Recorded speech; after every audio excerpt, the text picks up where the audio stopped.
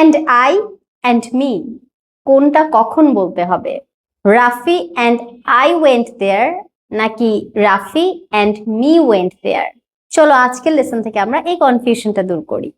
Subject হিসেবে যখন আমরা ব্যবহার করব তখন আই হবে, যেমন Rafi and I are reading a book, Rafi এবং আমি একটা বই পড়ছি।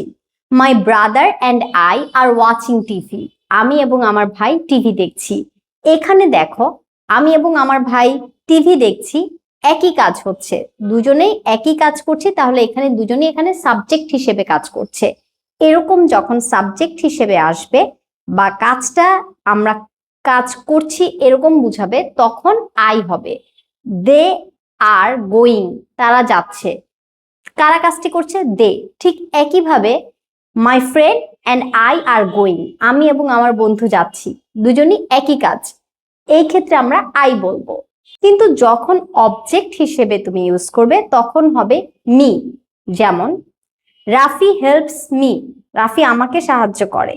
Rafi helps my brother and me, Rafi আমার ভাইকে এবং আমাকে সাহায্য করে। এখানে কাজটা কিন্তু রাফি করছে, রাফি হেল্পস, তাহলে Rafi helps my brother and me. He teaches my friend and me, সে আমার বন্ধুকে এবং আমাকে পড়ায়। হি টিচেস, এখানে কাজটা কে করছে? হি, সাবজেক্ট কিন্তু এখানে হি, আর অবজেক্ট হিসেবে এসেছে me. He teaches my friend and me.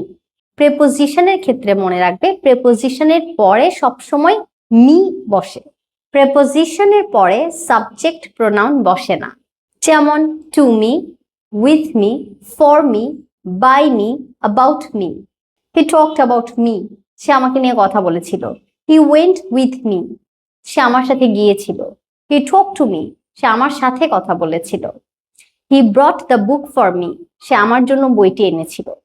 যেহেতু পার্থক্যটা বুঝতে পেরেছো, এখন তোমরা এভাবে আই এবং মি ব্যবহার করে দুটো আলাদা সেন্টেন্স তৈরি করো। Thanks for watching.